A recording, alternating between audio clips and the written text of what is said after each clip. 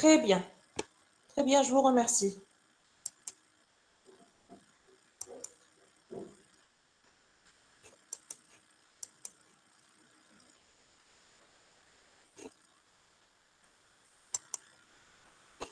Alors, bonjour tout le monde.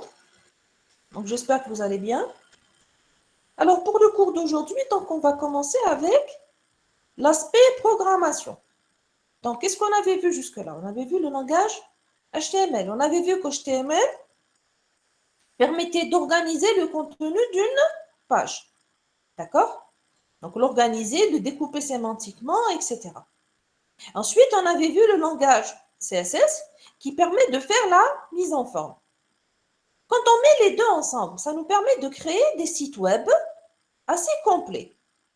Quel est le problème qui se pose? Les sites web obtenus avec HTML et CSS uniquement sont dits sites statiques.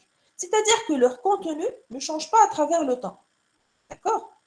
Donc, à quoi peuvent servir ce genre de sites? Par exemple, à un site documentaire. D'accord?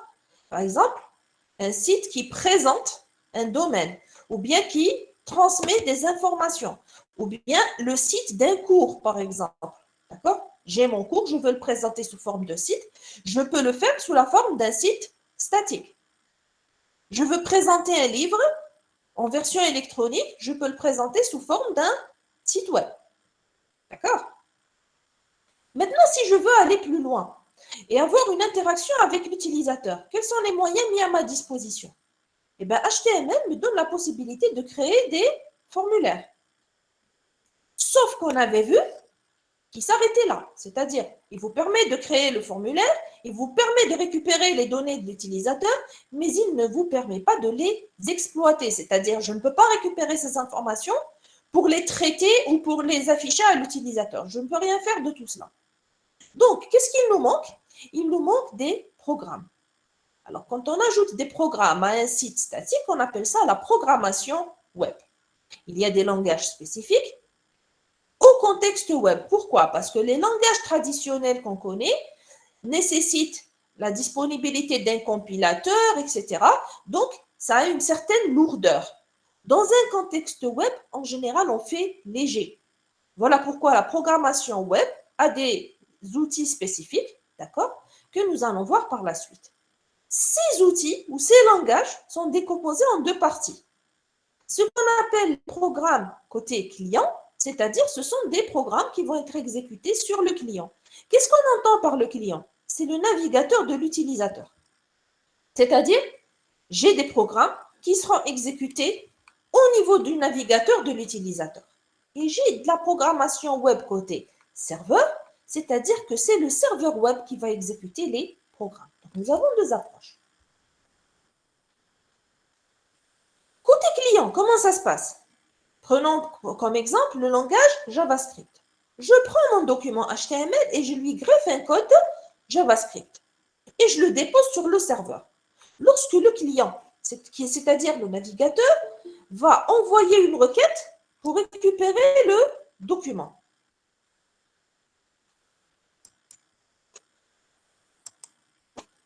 Donc, qu'est-ce qui va se passer?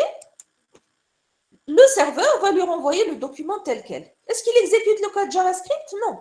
Il est envoyé. Qui va exécuter le code JavaScript? Eh bien, c'est le navigateur.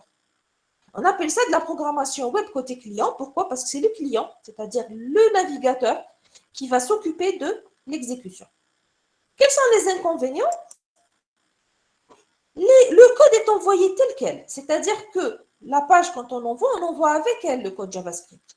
Et il est facilement visible par le client. Donc, il n'est pas sécurisé. D'accord? Autre chose, le navigateur a toujours la possibilité de bloquer c'est-à-dire le programme. Et donc, vous avez vos programmes qui ne vont pas être exécutés sur la machine. D'accord?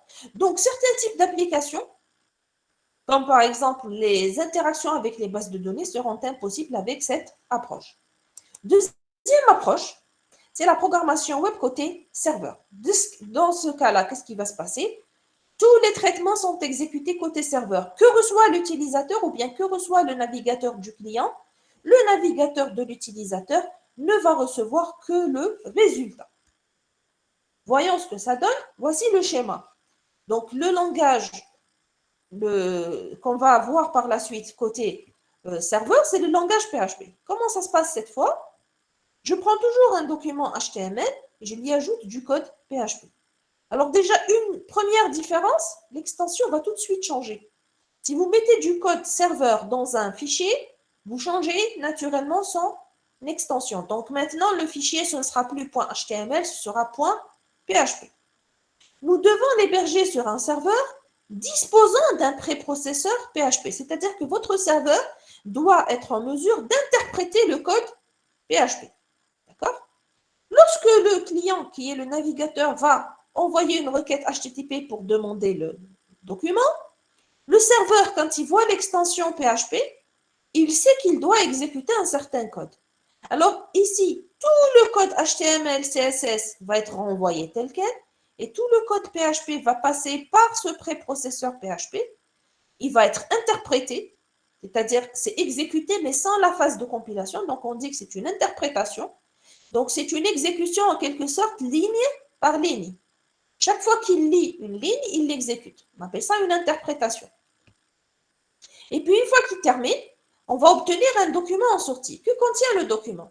Le code HTML CSS initial plus le résultat de l'interprétation du code PHP. On a dit, il l'exécute directement et donc il ne va pas envoyer le code source, il va envoyer que les résultats. Donc, que va recevoir le client? Code HTML, CSS et résultat d'exécution du code PHP. Est-ce qu'il peut visualiser le code source ici du code PHP? Non, parce qu'il a été exécuté côté serveur. Donc, il n'arrive pas au niveau du client. D'accord? Donc là, disposant d'un certain niveau de sécurité, donc on peut se permettre des applications plus élaborées, par exemple, l'interaction avec les bases de données. D'accord? C'est ce qui permet de créer des pages web dynamiques. Une page est dite dynamique si elle est générée dynamiquement selon certains paramètres définis par l'utilisateur. D'accord?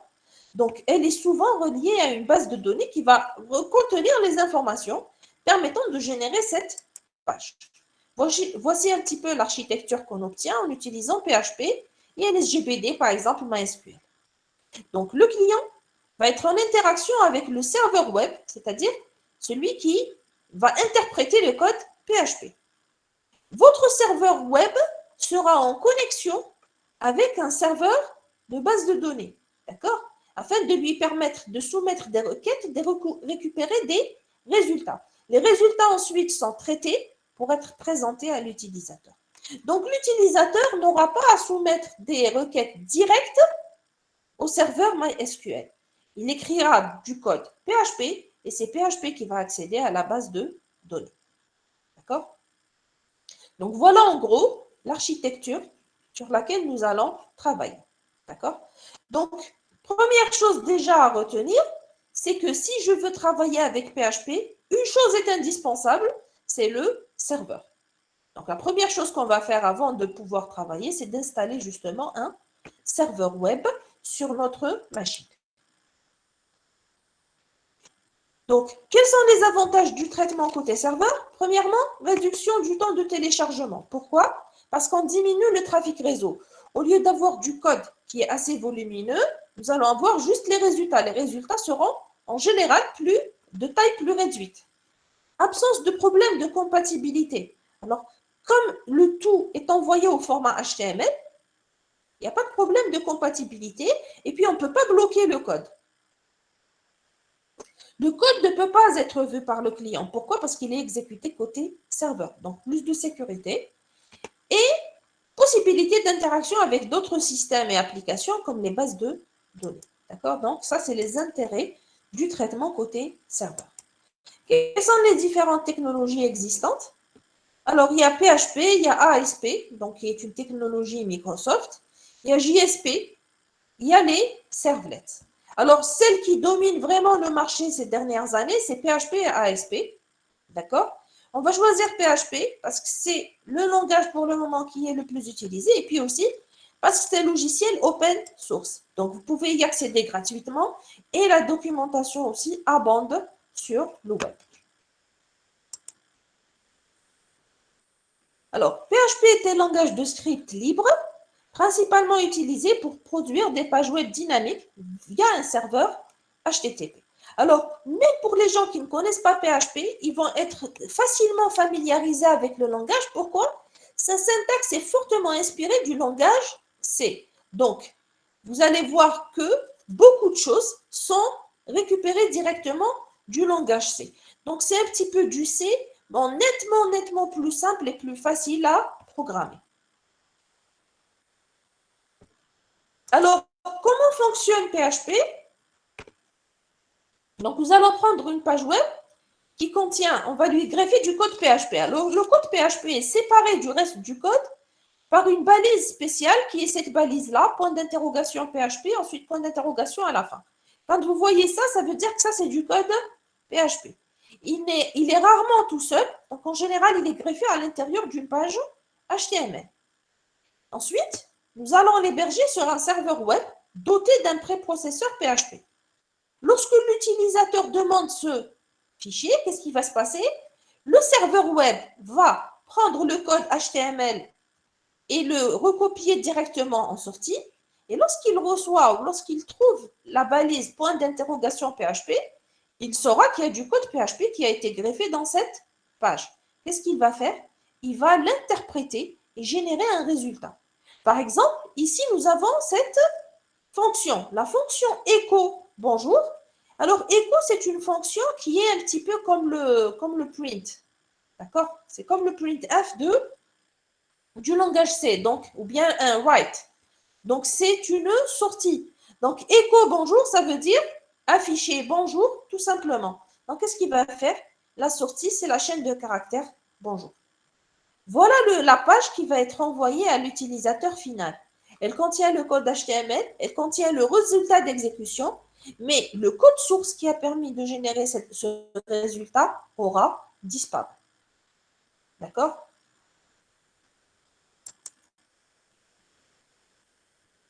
Alors, une étape supplémentaire est souvent ajoutée, c'est celle du dialogue entre PHP et les bases de données. Alors ça, c'est une partie très importante. Ça nous permet d'avoir des applications plus riches. D'accord? Maintenant, quels sont les outils nécessaires pour commencer à travailler? Alors, il nous faut un éditeur de texte parce que PHP, nous allons voir que c'est aussi un langage basé sur un format tout simplement textuel. D'accord? Donc, il me faut un éditeur de texte. On pourra utiliser Notepad++. D'accord?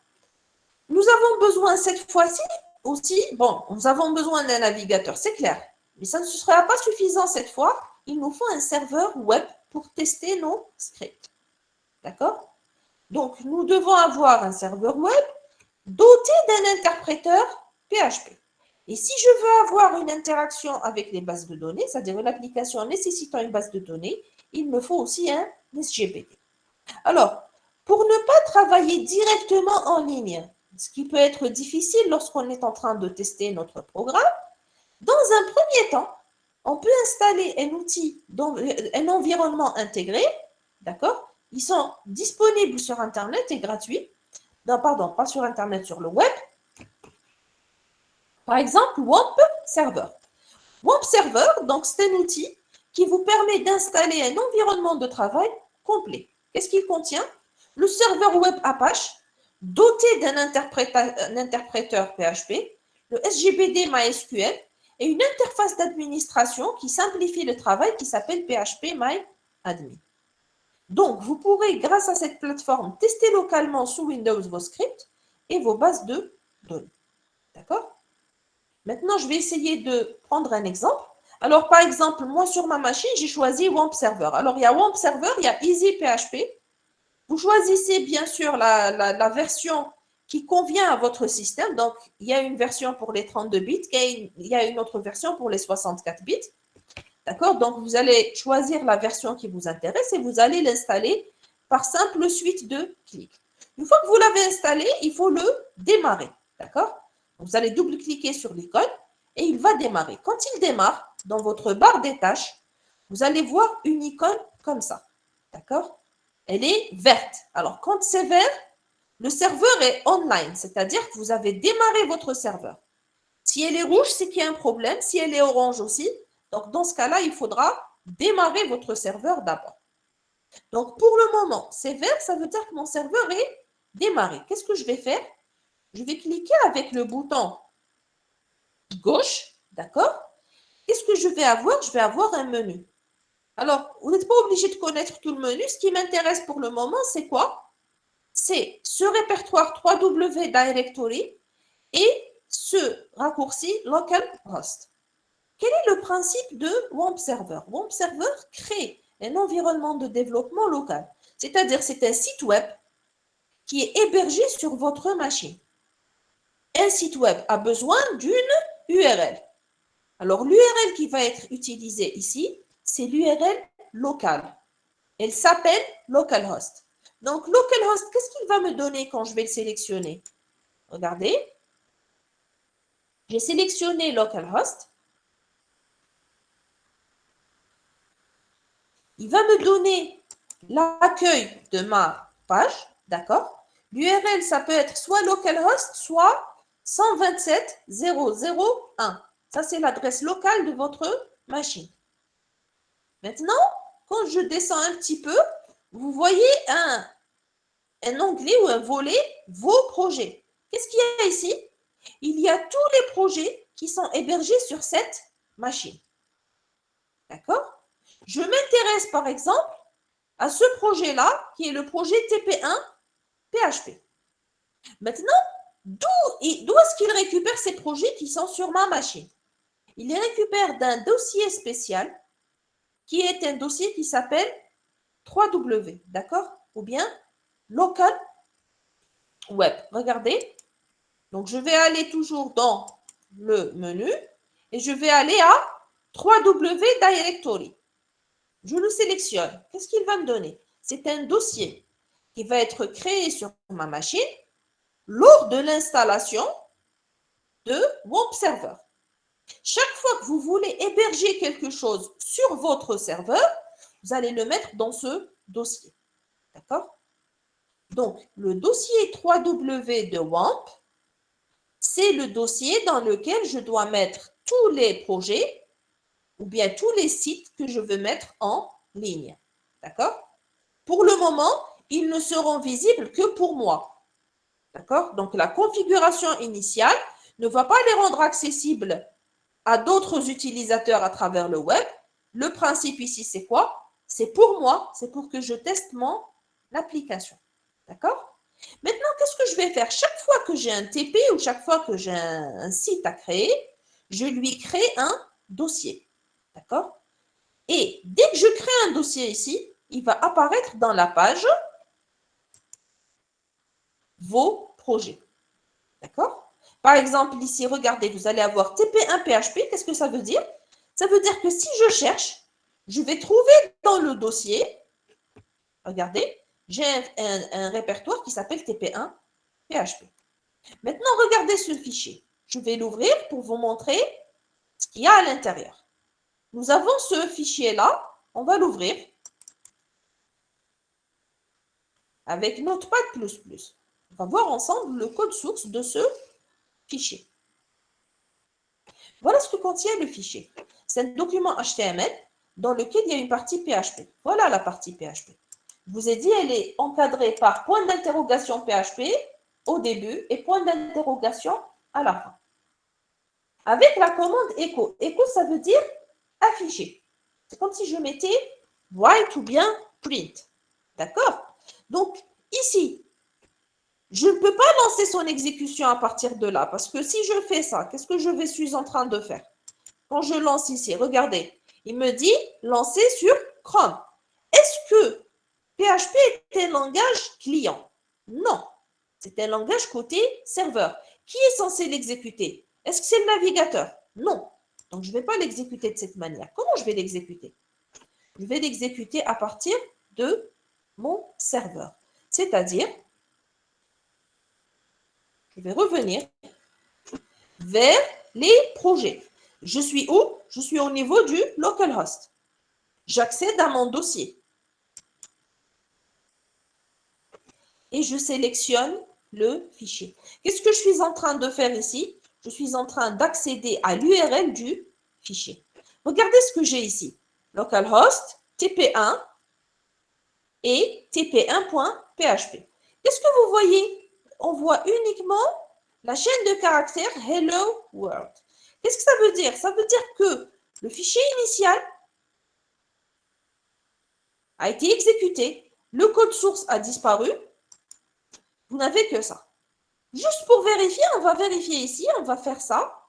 Bouton droit, afficher le code source. D'accord?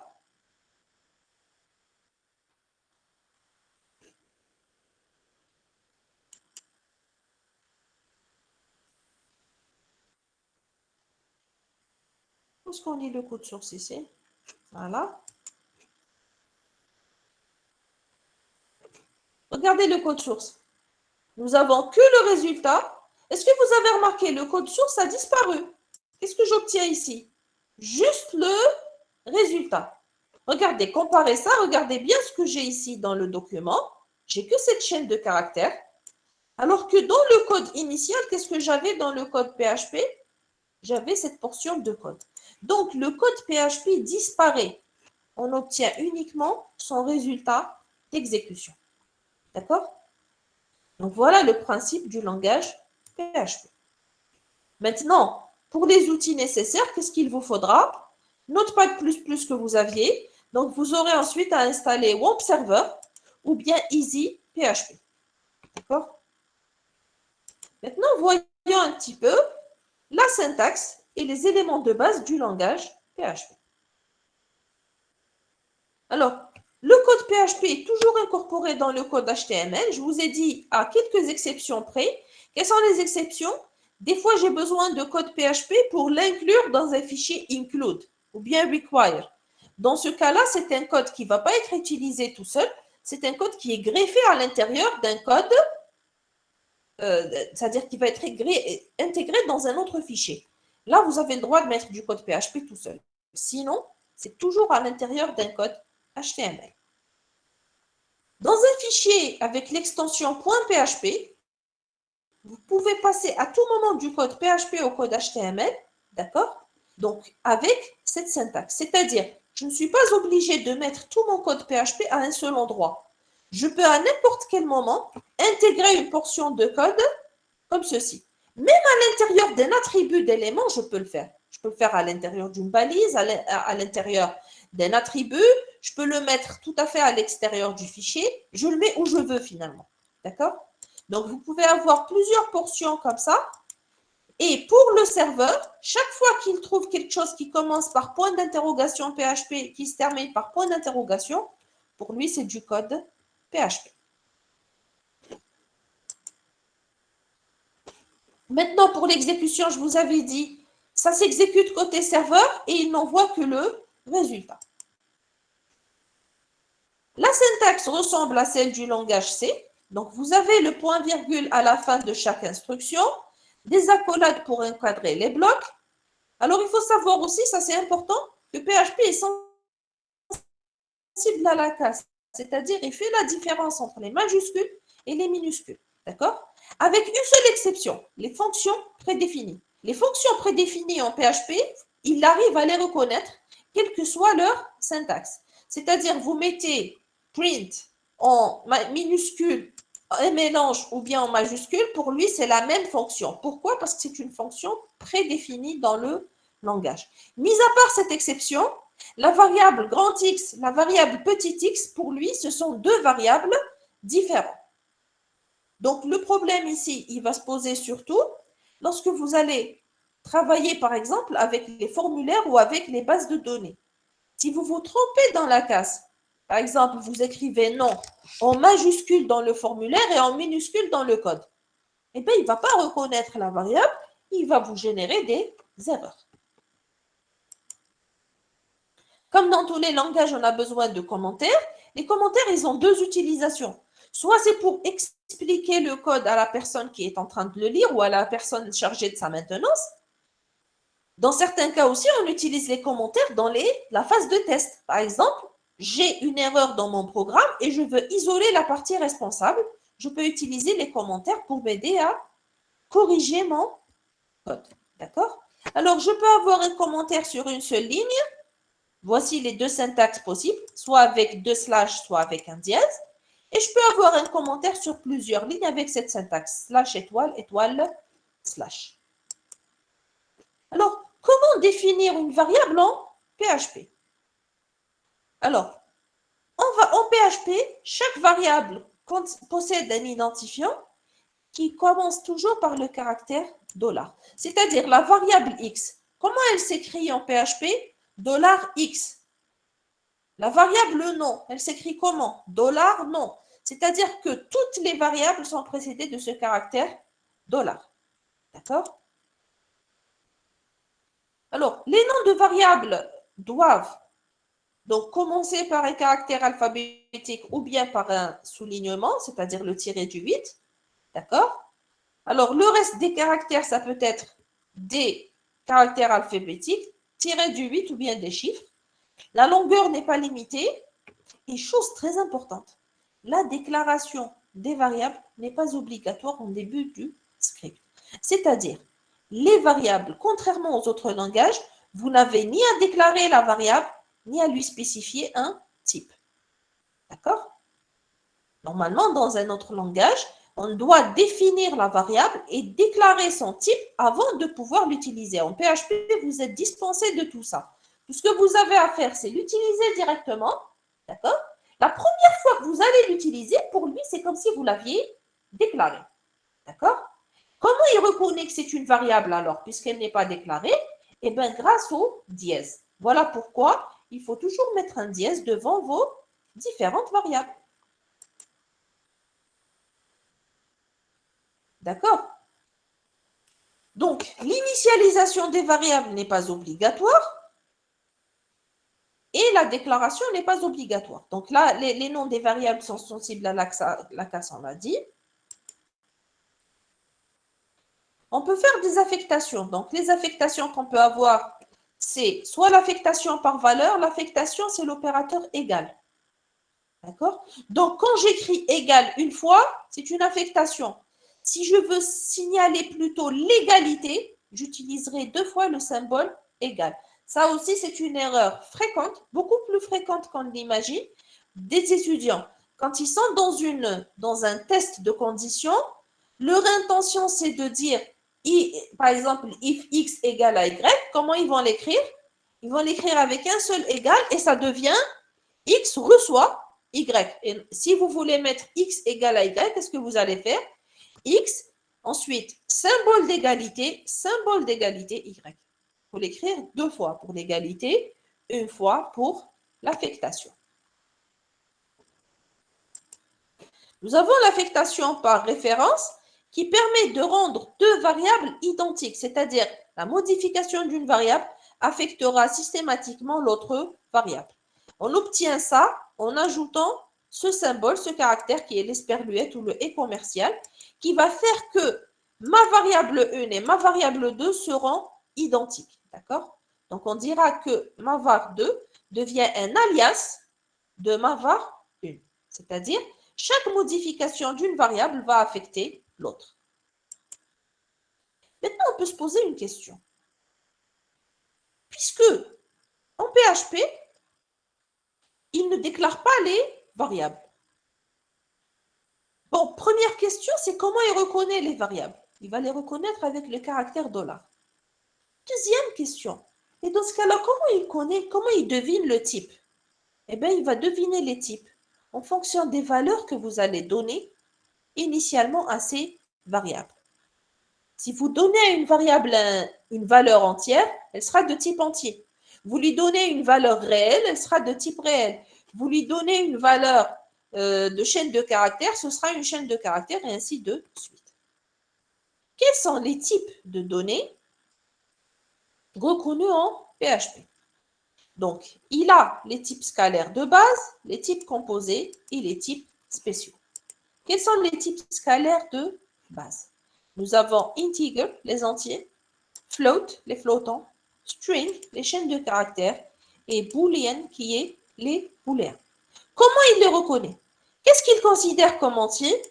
C'est toutes les valeurs entières, soit en décimale, soit en octal, soit en hexadécimal. D'accord? toutes ces valeurs entières seront de type integer. Donc, si je mets par exemple $x égale à 5, 5 étant une valeur entière, quel est le type de x? Integer. Maintenant, flottant, float. Il représente les nombres réels, c'est-à-dire là où il y a une virgule.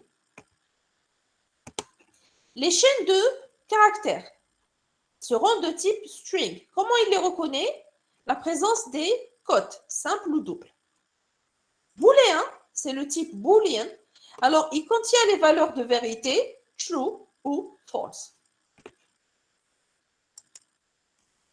Alors, les autres types, donc on a dit les types scalaires de base, les types composés et les types spéciaux. Qu'est-ce que c'est que les types composés?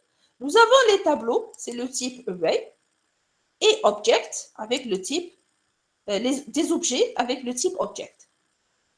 Enfin, les types spéciaux, c'est le type resource et le type nul. D'accord? Maintenant, comment il les reconnaît? Qu'est-ce qu'il définit comme étant integer? Les valeurs entières positives ou négatives en décimale, en octale ou en hexadécimale. D'accord? Le type float ou double représente l'ensemble des nombres décimaux, c'est-à-dire qui contiennent une virgule. Le type booléen, c'est lorsqu'il trouve true ou false. Voilà comment il arrive à les reconnaître. Maintenant, qu'est-ce qui se passe? Si j'avais une variable de type integer et ensuite je fais une opération, d'accord, qui l'amène à contenir une valeur non entière, qu'est-ce qui va se passer? Par exemple, prenons cet exemple-là. Donc, je mets $x égale à 5. D'accord? Donc, pour le moment, x reçoit 5. C'est bon. Ensuite, je mets x reçoit x divisé par 2. 5 divisé par 2, ça donne 2,5. Alors, initialement, le 5, c'était quoi? C'était une valeur entière. Donc, x reçoit 5. X est de type entier, integer. Ensuite, je mets x reçoit x divisé par 2, c'est-à-dire 2,5. Ce n'est plus le type integer. Et bien, que va faire PHP? Il va faire une conversion implicite de type. X désormais est de type float. Pourquoi? Parce que la valeur qu'il contient est de type float. Donc, il y a une souplesse dans le traitement des types en PHP. Si la valeur change, le type va changer en fonction de cette valeur-là. Est-ce que c'est clair? C'est bon?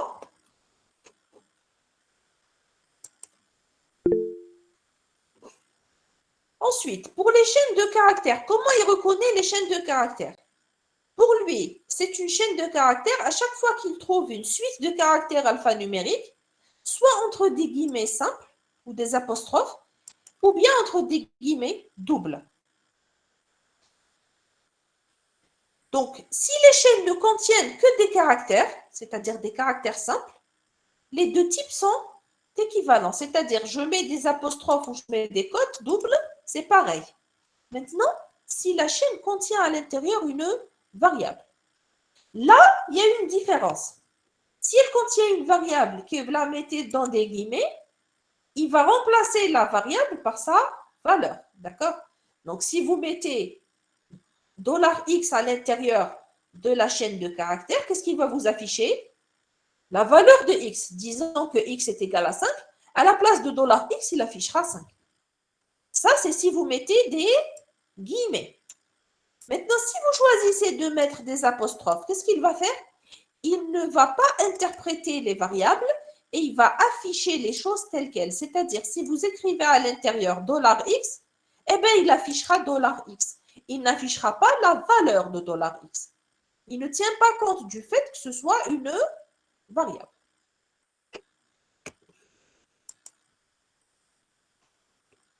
Donc, là, on a terminé avec les variables scalaires de base. Qu'est-ce qu'on avait vu?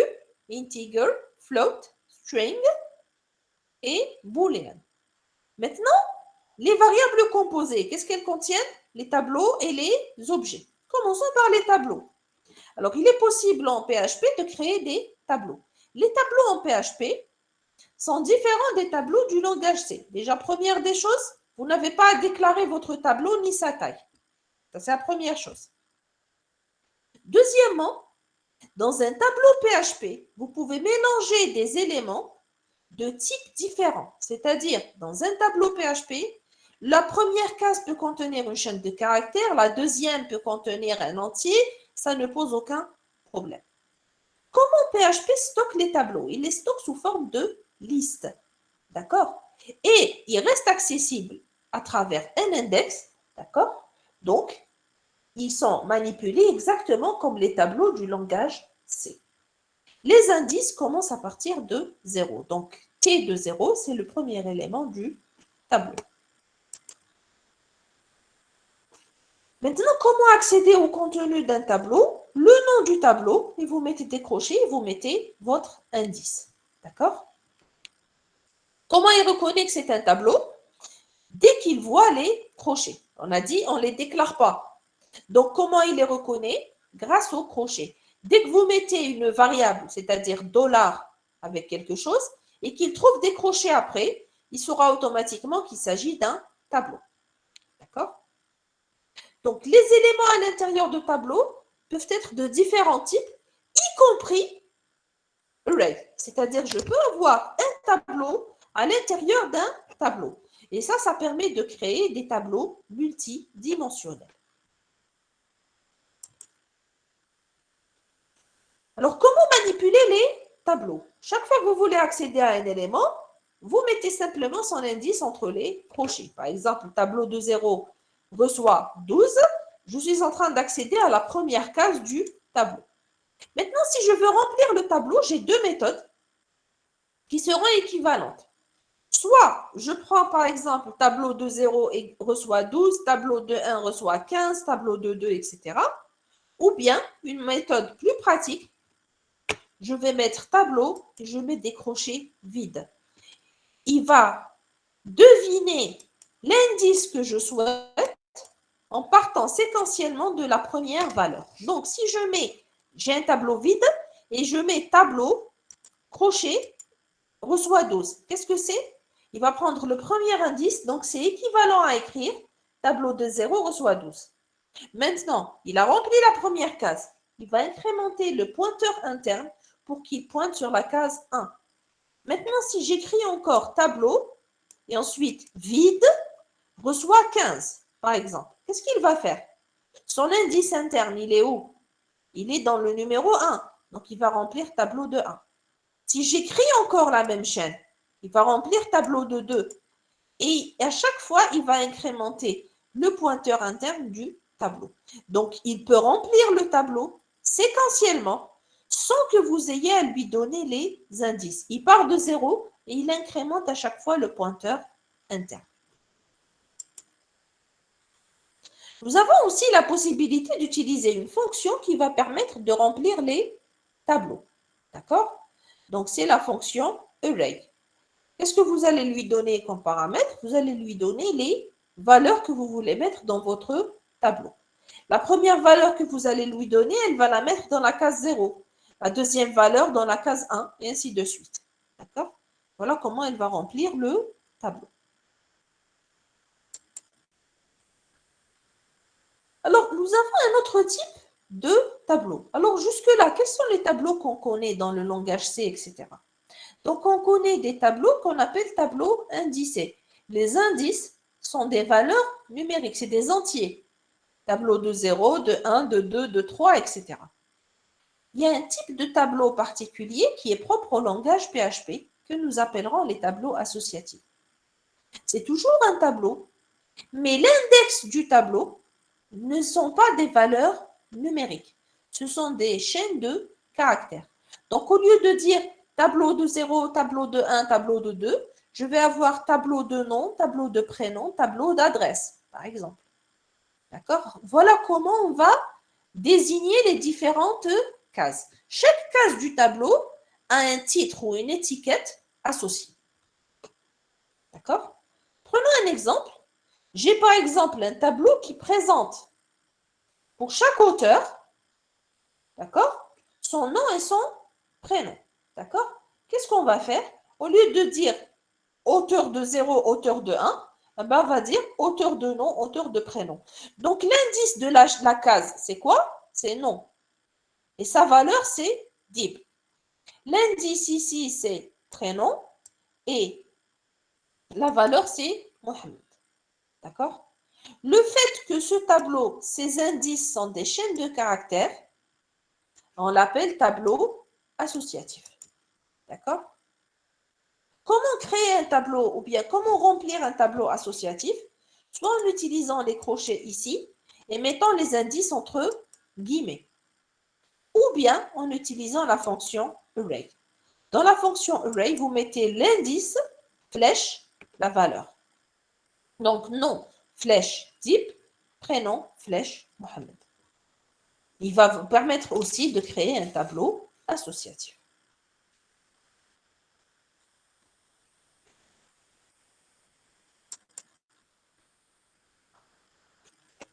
Alors, nous avons aussi le type objet. PHP permet l'utilisation des classes et utilise Object pour toutes les valeurs créées en tant qu'une instance de classe. Ensuite, nous avons les types spéciaux, le type resource et le type nul. Alors, les ressources, c'est quoi? Donc, le type ressource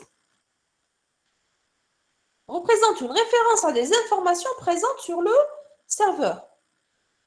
Il est le type retourné par les fonctions utilisées pour accéder à une base de données lors de la connexion, par exemple. Donc, ressource, ça veut dire un emplacement au niveau du serveur. Je vous donne un exemple. Si j'accède à une base de données pour récupérer, par exemple, avec une requête select, pour récupérer un ensemble de résultats, un ensemble de tuples résultats. Où est-ce que je vais mettre ces résultats? Ces résultats sont sur le serveur. Quel est le type de cet objet? C'est un élément ou c'est un objet qui contient des données et ces données sont hébergées au niveau du serveur. Eh bien, il sera de type resource. D'accord? Enfin, il nous reste un dernier type qui est le type nul. D'accord? C'est le type attribué à une variable qui n'a pas de contenu. Pourquoi? En PHP, qu'est-ce qui détermine le type d'une variable? C'est son contenu. Si elle n'a pas de contenu, est-ce qu'elle a un type? Il y a absence de type. Et donc, une variable qui n'a pas de contenu est de type nul.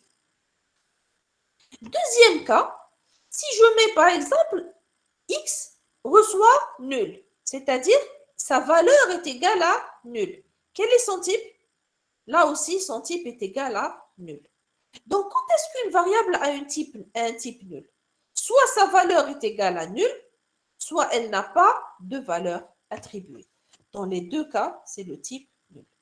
Donc, voilà les différents types que vous pouvez croiser en PHP. Maintenant, quelles sont les opérations autorisées en PHP?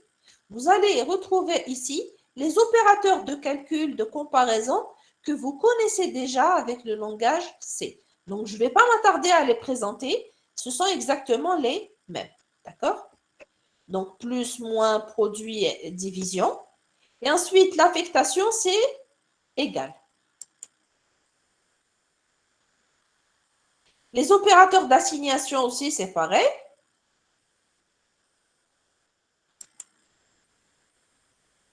Les opérateurs d'incrémentation, pareil. Et les opérateurs de comparaison, donc, sont les suivants.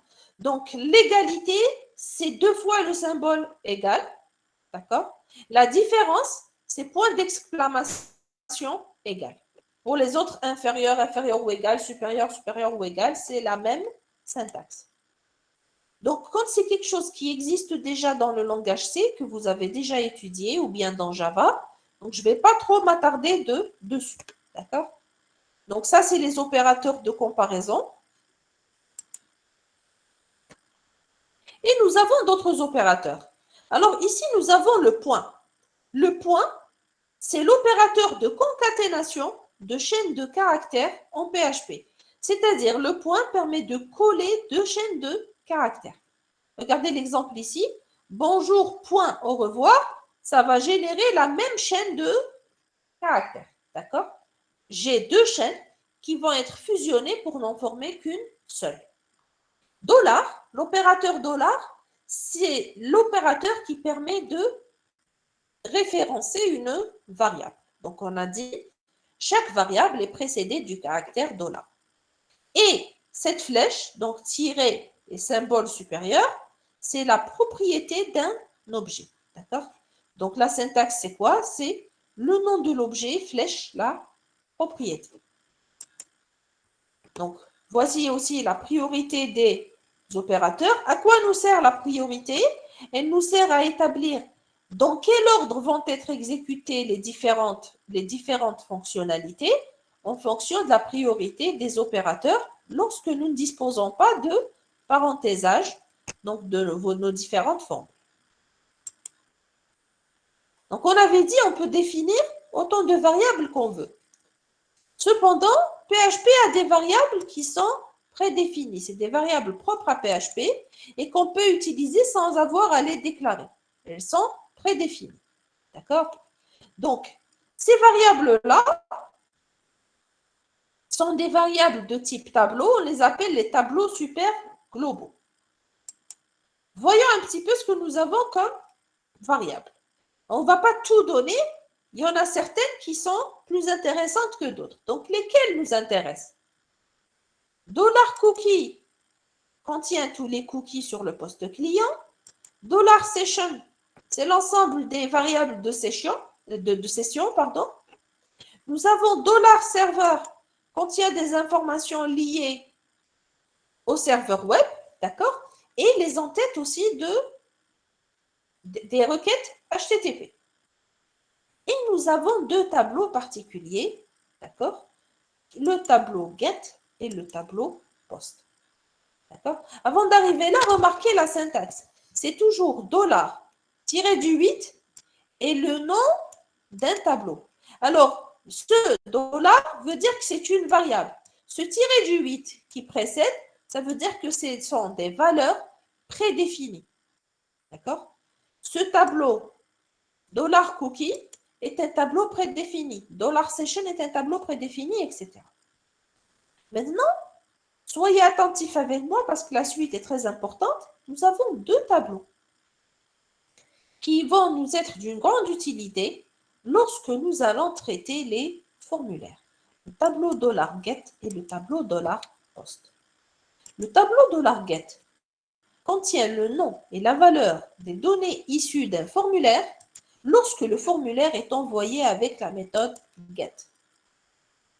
Alors que $post contient le nom et la valeur des données issues d'un formulaire envoyé par la méthode post. Donc, vous avez créé en HTML un formulaire. Vous l'avez donné à l'utilisateur. Donc, l'utilisateur va l'afficher, le remplir et cliquer sur le bouton Submit pour soumettre le formulaire. Qu'est-ce qui va se passer? Une variable va être générée pour chaque champ. Quel est le nom de cette variable-là? C'est la valeur de l'attribut name. Quelle est la valeur de cette variable-là? C'est la saisie de l'utilisateur. Je les stocke sous forme d'un tableau. À chaque fois, nom égale valeur, nom égale valeur, etc. Où est-ce que je vais les mettre? Je vais les mettre dans un tableau super global. Quel est le tableau concerné? Je vais aller voir mon formulaire. Si dans le formulaire, j'ai forme method égale à get, le tableau généré sera le tableau $get. Si dans le formulaire, nous avons method égale à post, le tableau généré, ce sera le tableau $post. Donc, lorsque vous allez traiter un formulaire en PHP, le formulaire a déjà été soumis, votre serveur web va envoyer les données vers, donc le navigateur va envoyer les données vers le serveur. Sous quelle forme vous allez les récupérer au niveau du serveur? Vous allez les récupérer soit dans le tableau $get, si la méthode utilisée c'était get, c'est-à-dire envoi via l'URL, soit via la méthode post, si vous avez envoyé avec la méthode post, c'est-à-dire dans le corps de la requête HTTP. Est-ce que c'est clair? S'il y a des questions, vous pouvez m'interrompre à tout moment, d'accord? Alors, on continue. De la même manière qu'on définit des variables, nous avons besoin aussi de constantes. Alors, les constantes, par définition, c'est quoi? C'est des valeurs qui sont censées rester constantes et donc qui ne sont pas amenées à changer à travers le programme. Par exemple, la valeur de pi, c'est une valeur constante. D'accord? Donc, ces valeurs-là qui ne changent pas à travers le temps sont des constantes. Comment définir une constante? En PHP, on utilise la fonction define. Vous lui donnez le nom de la constante, d'accord? La valeur de la constante, et vous dites dans un paramètre, un troisième paramètre qui est optionnel, est-ce qu'elle est sensible à la casse ou pas? D'accord? Maintenant, qu'est-ce que je gagne? Je peux me dire, pourquoi me casser la tête et utiliser define? Si je veux utiliser pi, eh ben je mets une variable, je l'appelle pi, et je lui donne par exemple la valeur 3,14, c'est terminé. Il y a toujours un risque d'écraser cette valeur ou de la modifier par inadvertance dans le programme. Le fait de la définir sous forme d'une constante la protège, parce que toute tentative de modifier cette constante va provoquer un avertissement, un warning, de la part de votre serveur qui va attirer votre attention. D'accord? Donc, pour protéger les constantes de toute erreur de programmation, une fausse manipulation qui va écraser la valeur ou la modifier, utilisez plutôt define pour créer vos constantes plutôt que de définir une variable. Nous avons aussi quelques constantes prédéfinies, d'accord? Donc, ce sont des valeurs de constantes prédéfinies qui sont définies sur votre serveur. Donc, vous avez la constante PHP version, operating system, d'accord? Donc, ça, c'est la version, le système d'exploitation. Et vous avez aussi, par exemple, default include path, c'est le chemin d'accès au fichier par défaut. File, c'est le nom du fichier en cours d'exécution. Et line, c'est le numéro de la ligne en cours d'exécution. Donc, ce sont des constantes qu'on peut utiliser dans nos programmes. Elles sont accessibles à n'importe quel emplacement de votre programme. Maintenant, comment déterminer le type des variables? Comme il n'y a pas de déclaration, on a dit que c'était PHP qui définissait le type d'une variable en fonction de sa valeur. Il peut même modifier le type lorsque la valeur de la variable change. Maintenant, dans certains cas, j'ai besoin de m'assurer que le type spécifié par PHP est un type qui convient dans mon cas, c'est-à-dire c'est le type que je souhaite. Qu'est-ce que je fais? J'utilise une fonction de PHP qui est la fonction getType. Vous lui donnez la variable et elle va vous retourner une chaîne de caractères contenant le type de cette variable-là. Bien sûr, je ne vais pas le faire systématiquement pour toutes les variables. Je vais l'utiliser surtout lorsque j'ai, par exemple, des erreurs de programme et que je suis en train de tester pour voir d'où vient l'erreur. Ou bien pour m'assurer que le programme produit effectivement les résultats souhaités. J'ai aussi la possibilité de vérifier si une variable est d'un type précis. Par exemple, si c'est un entier, si c'est une chaîne de caractères, si c'est un booléen. D'accord? Pour ça, nous avons des fonctions précises. Par exemple, isInteger ou bien isInt, c'est la même, qui va nous dire si c'est un entier ou pas. Elle sera vraie si la variable est du type défini, fausse, sinon. De la même manière, nous avons isDouble, isString, isBool, isArray, isObject, isResource et isNull. D'accord? C'est toujours la même chose. Si elle est du type donné, c'est true. Sinon, ça retourne false. Maintenant, si je veux savoir si c'est une valeur numérique, qu'elle soit entière ou réelle, c'est-à-dire peu importe. Dans ce cas-là, je peux utiliser isNumérique. D'accord? Maintenant, je veux faire une conversion de type. Alors, on avait dit PHP naturellement fait des conversions de type lorsque nous passons d'un type de variable à une autre. Par exemple, j'ai une variable qui était initialement entière Si je fais une division et que le résultat de la division n'est pas une valeur entière, quel est le type maintenant? Il va être transformé en type float. D'accord? Maintenant, ça c'est ce que fait PHP. Si moi, manuellement dans mon programme, je veux modifier le type d'une variable, j'ai deux moyens. D'accord? Soit j'utilise cette syntaxe-là, c'est-à-dire je mets le résultat, je mets entre parenthèses le type que je souhaite et je donne la première variable. Qu'est-ce qui va se passer? Il prend la valeur de cette variable ma var, il la convertit dans le type désiré et il l'affecte à une nouvelle variable qui est result. C'est-à-dire ici, result, c'est la même variable dans un nouveau type. Maintenant, question. Après l'exécution de cette instruction, est-ce que cette variable-là, la variable mavar, a changé de type? Non. Non, parce que celle-ci, elle n'a pas été touchée. Le résultat est dans la variable result. Maintenant, nous avons une deuxième façon de faire. L'utilisation de la fonction setType. Dans ce cas-là, j'ai une variable et je vais modifier son type directement. Cette fois-ci, je ne crée pas une nouvelle variable. C'est la même à laquelle je change de type. Donc, j'ai setType, la variable et le type désiré. Qu'est-ce qu'elle va faire? Elle va modifier cette variable pour lui donner le nouveau type. Dans ce cas-là, est-ce que le type de la variable change? Oui. D'accord? Donc, quelle est la différence entre les deux? Dans ce deuxième cas, le type de la variable est modifié. Dans le premier cas, la variable initiale est inchangée. Je récupère sa valeur, je la mets dans une nouvelle variable. C'est cette nouvelle variable qui va avoir le type désiré. D'accord? Alors, ça ne marche pas à tous les coups, parce qu'il y a des types qui ne sont pas compatibles entre eux. Donc, si ça marche, elle me retourne la valeur true. Si ça ne marche pas, elle me retourne la valeur false. Ça veut dire que la conversion que je fais ici n'est pas possible. D'accord? Donc, quand on fait les conversions, il faut que les types en question soient compatibles.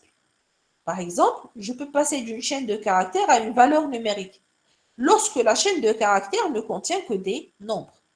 Par exemple, j'ai la chaîne de caractères 1, 2, 3. Je veux la convertir en valeur numérique. Quelle est la valeur numérique obtenue? 123. Là, ça marche. Si je prends la chaîne de caractères bonjour et je dis à PHP, convertissez-la en valeur numérique, là, ça pose problème. La valeur n'est pas compatible. Ce n'est pas une valeur numérique valide.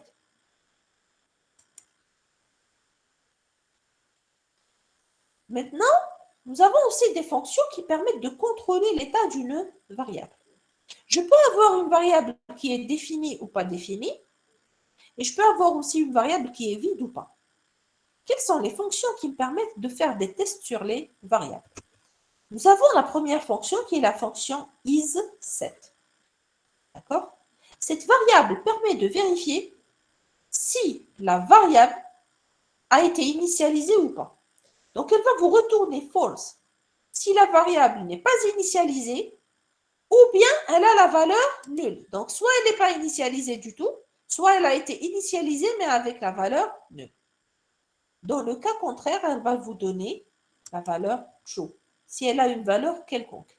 C'est-à-dire, même si elle a une valeur nulle, c'est-à-dire pourvu que ce ne soit pas cette valeur-là. D'accord? Si la valeur est égale à 0, ça ne pose pas de problème. Donc, isSet veut dire est-ce que la variable est définie? C'est-à-dire, soit, alors quand est-ce qu'elle sera fausse? Donc, soit la variable n'est pas initialisée, ou bien elle a été initialisée avec la valeur nulle. D'accord? Donc, ici, ce sera isSet égale à false.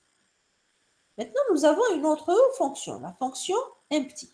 Cette fois-ci, la fonction empty retourne la valeur true si la variable n'est pas initialisée à la valeur 0 ou nulle ou la chaîne vide. Et la valeur false, si elle a une autre valeur. La fonction empty me dit est-ce que la valeur est vide ou pas. Empty veut dire vide. Qu'est-ce qu'on entend par valeur vide? Pour un champ numérique, c'est la valeur 0. Pour une chaîne de caractères, c'est la chaîne vide. D'accord? Donc, is7, c'est pour savoir si la variable existe. Est-ce qu'elle est définie? Empty, c'est pour savoir si elle a une valeur vide ou pas. D'accord? On les utilisera par exemple dans le traitement des formulaires pour savoir si l'utilisateur a saisi une valeur ou pas. Alors, nous avons certains caractères qui ont une valeur particulière en PHP. D'accord? Ces caractères-là, s'ils se retrouvent dans une chaîne de caractères, peuvent poser des problèmes. Et donc, on leur définit des caractères d'échappement. Donc, l'apostrophe, pour nous, c'est le début ou la fin d'une chaîne. Si je veux faire apparaître une apostrophe au milieu d'une chaîne de caractères, je la fais précéder par le caractère d'échappement qui est l'anti-slash. D'accord? Donc ici, je vais mettre anti-slash apostrophe pour afficher l'apostrophe. Anti-slash guillemets pour afficher les guillemets. Anti-slash dollar, pourquoi? Parce que le dollar, on ne s'affiche pas. Je vous ai dit d'habitude, normalement, le dollar signale la présence d'une variable. Maintenant, si je veux, par exemple, écrire le dollar comme étant la monnaie américaine, d'accord? Donc, par exemple, je vais dire, ça coûte 80 dollars. Si j'écris le dollar directement, pour lui, il est en train d'attendre une variable après. Donc, si je veux afficher dollar, je mets anti-slash dollar. Comme l'anti-slash lui-même a une symbolique, si je veux afficher un anti-slash, je vais le doubler. Quand il le trouve 2 fois, il saura qu'il devra afficher un anti-slash.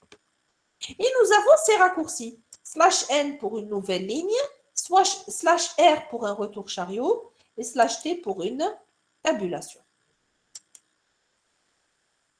Maintenant, comme dans tous les autres langages de programmation, nous avons besoin de structures de contrôle. Qu'est-ce que c'est que les structures de contrôle? Nous avons les structures conditionnelles, c'est-à-dire les tests. Nous avons les structures itératives ou bien les boucles. Et nous avons certaines autres structures de contrôle qui nous permettent, par exemple, c'est-à-dire d'arrêter le programme, etc. Commençons par les structures conditionnelles. Qu'est-ce que nous avons en PHP? Donc ici, il y a des structures que vous connaissez déjà en C. Je ne vais pas les reprendre. Et il y a des structures qui sont propres à PHP et qui devront être détaillées. D'accord? Donc par exemple, l'instruction if est une instruction que vous connaissez déjà en C. C'est une instruction où vous avez un test. Si la condition est réalisée, vous exécutez les instructions. Sinon, vous quittez. On appelle ça le if tronqué. Nous avons aussi le if else. Vous avez une condition. Si elle est satisfaite, vous exécutez les instructions du if. Sinon, vous allez exécuter les instructions du else.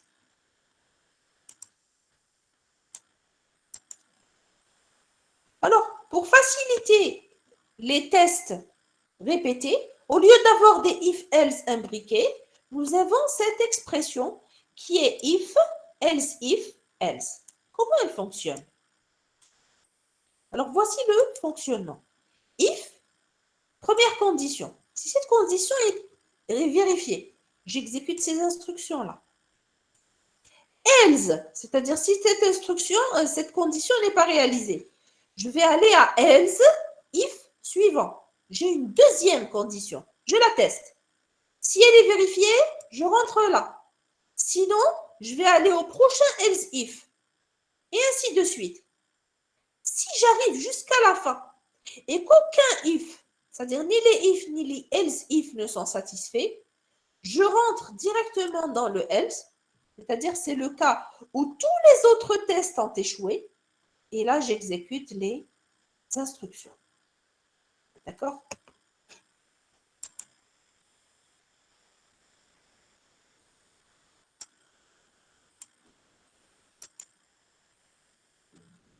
Nous avons aussi une syntaxe alternative, d'accord? Donc, PHP propose une autre manière de rassembler les instructions, d'accord? Pour le if, le while, le for each et le switch. Donc, On remplace l'accolade d'ouverture par 2 points, l'accolade de fermeture par and if, and while, and for, etc. Et donc, c'est une syntaxe qui est alternative. Mais on n'est pas très familier avec cette syntaxe. La plupart du temps, on utilise la syntaxe que j'ai présentée précédemment.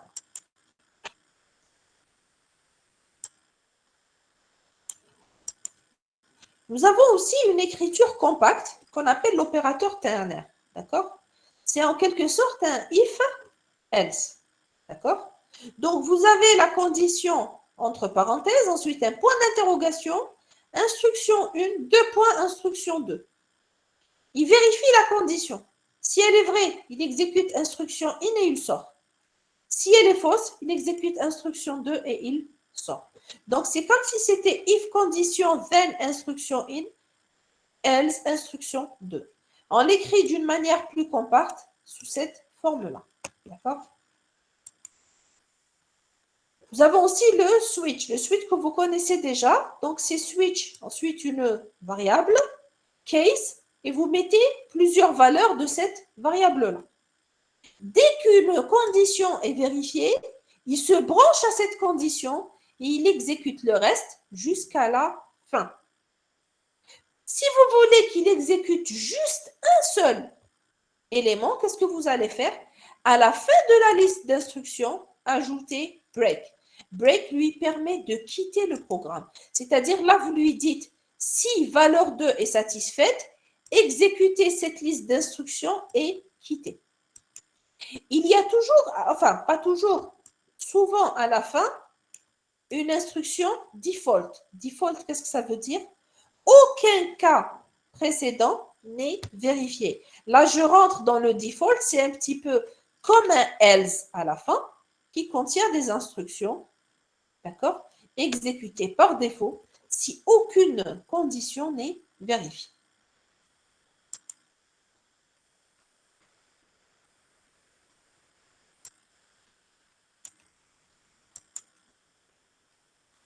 Et nous avons aussi les boucles. Donc, les boucles, c'est des structures qui nous permettent de répéter une instruction ou un bloc d'instructions sous certaines conditions. Commençons par la boucle while. While, condition, liste d'instructions. Donc, qu'est-ce que j'ai ici? Tant que la condition est vraie, je continue à exécuter la liste d'instructions. Dès que la condition est fausse, je quitte la boucle et je passe à la suite. Le do while, c'est l'inverse. Donc, j'exécute d'abord et ensuite je teste. D'accord? Donc, ici, quelle que soit la condition que j'ai, ces instructions seront exécutées au moins une fois parce que la première fois que je rentre, je ne fais aucun test. La boucle for, donc voici sa syntaxe. Donc, expression 1, d'accord, c'est une instruction qui va être évaluée à chaque fois. Ensuite, expression 2 est évaluée. Ensuite, expression, l'instruction qui est dans l'expression 3, d'accord? Donc, elle va être évaluée à la fin de chaque itération, d'accord? Et à l'intérieur de la boucle, bien sûr, vous avez des commandes. Donc, tout ça jusque-là, donc c'est des boucles ou bien des structures de contrôle, structures de boucles que vous connaissez déjà. Maintenant, il y a une particularité en PHP. Les tableaux en PHP, par exemple, sont des tableaux qui peuvent être associatifs. Comment pouvoir parcourir ces tableaux? Est-ce que le for va fonctionner ici? Non. Pour ça, nous avons développé donc en PHP, donc on nous propose un nouveau type de boucle qui est la boucle for each. À quoi sert la boucle for each? Elle sert à manipuler les tableaux et les objets en utilisant PHP. Voici sa syntaxe. Donc, il a plusieurs syntaxes. La syntaxe simplifiée et la syntaxe étendue. Donc, sa syntaxe, c'est for each. Ensuite, le tableau as une valeur et des commandes. Donc, for each, vous mettez ici le nom du tableau. Et ici, vous définissez une variable qui va vous permettre de parcourir votre tableau. D'accord? À chaque itération, la valeur de l'élément courant est assignée à value et le pointeur interne du tableau est avancé d'un élément. C'est-à-dire, si je mets for each tableau as x, qu'est-ce qui va se passer? À la première itération, x reçoit tableau de la première case du tableau. À la deuxième itération, x reçoit la deuxième case. À la troisième itération, x reçoit la troisième case. Quand est-ce qu'il va s'arrêter? On sort automatiquement de cette boucle quand la fin du tableau a été atteinte. D'accord? Donc, voilà comment fonctionne la boucle for each. Vous n'avez pas à lui donner les indices. Il parcourt le tableau séquentiellement du début jusqu'à la fin.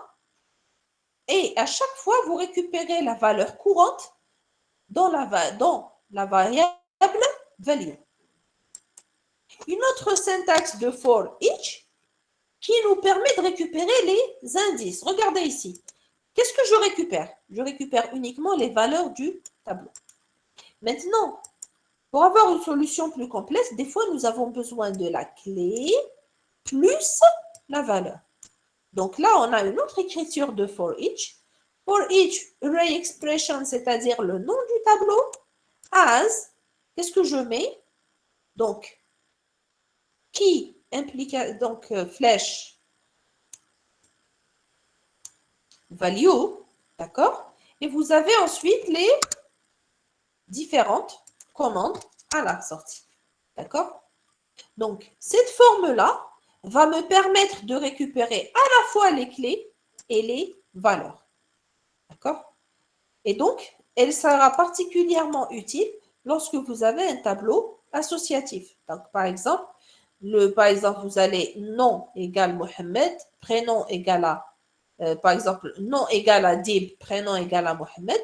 Vous pouvez récupérer ici les clés en même temps que les valeurs pour mieux interpréter vos éléments de tableau. D'accord?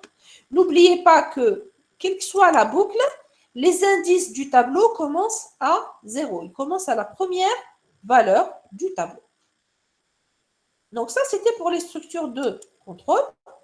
Nous avons d'autres structures de contrôle autres que les boucles. Nous avons par exemple continue. Continue, c'est un saut dans une boucle. Il vous permet de sauter une itération ou plusieurs à l'intérieur d'une boucle. Donc, si vous êtes dans une itération, vous croisez un continue, qu'est-ce que ça veut dire? Abandonner l'itération en cours, passer automatiquement à l'itération suivante. D'accord? Voici un exemple. J'ai par exemple ici une boucle, while, donc x reçoit 1, while x inférieur ou égal à 10, si if, par exemple, if x égale à 7, éco-division par 0, c'est-à-dire je signale ici que c'est une division par 0, et je mets continue. Qu'est-ce que ça veut dire continue? Continue, ça veut dire quitter l'itération. Dès qu'il croise continue, qu'est-ce qu'il fait?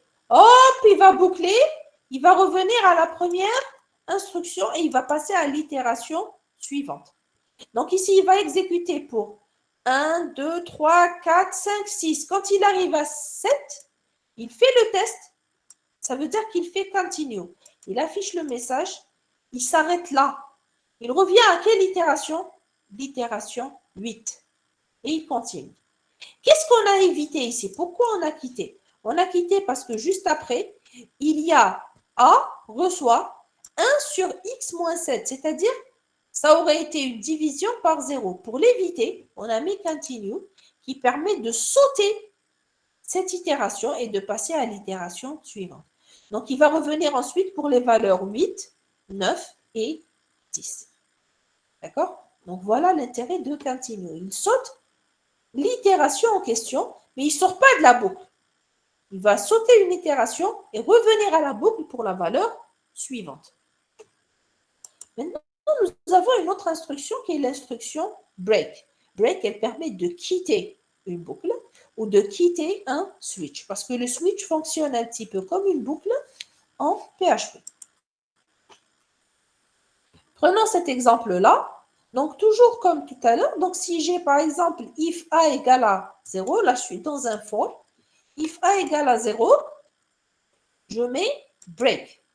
Break ici, ça veut dire quoi? Ça veut dire quitter la boucle. Est-ce que je vais revenir pour une autre itération? Je ne reviendrai plus. Donc, si j'ai continue, quelle est la différence entre continue et break? Continue va sauter une itération, revenir à la boucle pour l'itération suivante. Break quitte directement la boucle.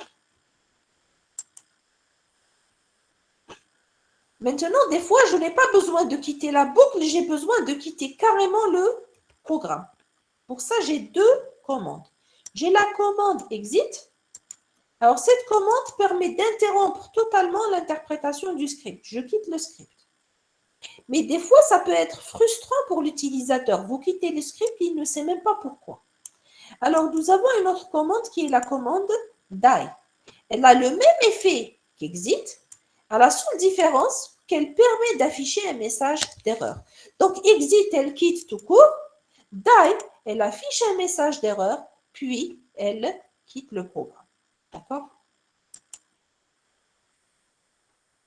Nous avons l'instruction aussi return. Donc, la commande return termine immédiatement une fonction et retourne l'argument qui lui est passé. Si vous mettez dans une fonction return x, qu'est-ce qu'elle va faire? Elle va mettre fin à la fonction et retourner la valeur de x. Nous avons aussi d'autres instructions qui peuvent être utiles, les instructions include et require. Include inclut et exécute le fichier spécifié en argument. D'accord? Donc, le contenu du fichier va être intégré et exécuté avec le code en cours. D'accord? Alors, si le fichier n'est pas trouvé, vous allez obtenir un warning. D'accord? Mais le script peut continuer.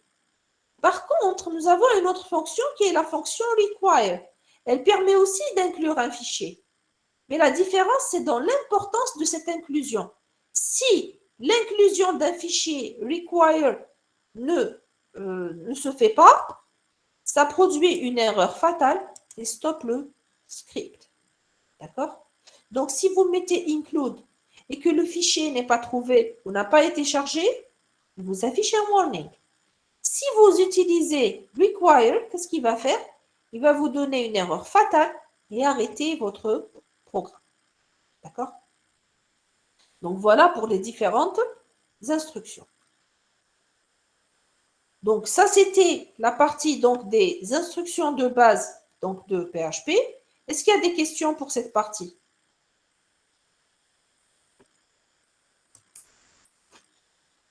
Alors, si c'est bon, donc je vais m'arrêter là pour aujourd'hui. Mais avant de vous quitter, s'il vous plaît, permettez-moi de dire deux mots concernant le TP. Alors, je reçois des questions sur des études de la part d'étudiants qui n'ont pas bien compris l'énoncé. Donc, je vais essayer de réexpliquer l'objectif du TP que je vous ai donné à faire. C'est le mini-projet que je vous ai donné à faire. Je vous ai demandé de créer un site documentaire, c'est-à-dire c'est un site qui va uniquement présenter de l'information. Il n'est pas censé recueillir une information ou offrir un service. C'est juste des informations.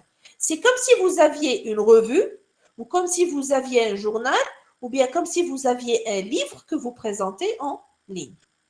D'accord? Vous aurez plusieurs pages.